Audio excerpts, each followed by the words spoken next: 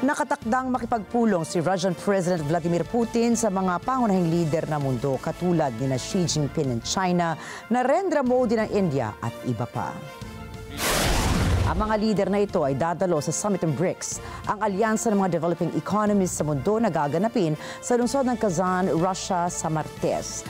Ang alyansang naglalayong maging counterbalance sa Western Alliance at posibleng pantapat sa World Bank ay binubuo ng mga bansang Brazil, Russia, India, China at South Africa. Ngunit mabilis itong lumalawak sa mga nakaraang taon.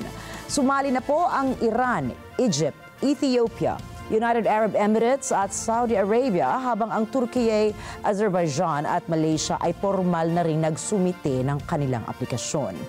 Aabot naman sa 32 bansa ang kumpirmadong lalahok sa summit at inaasahang magkakaroon si President Putin ng higit kumulang 20 bilateral meetings.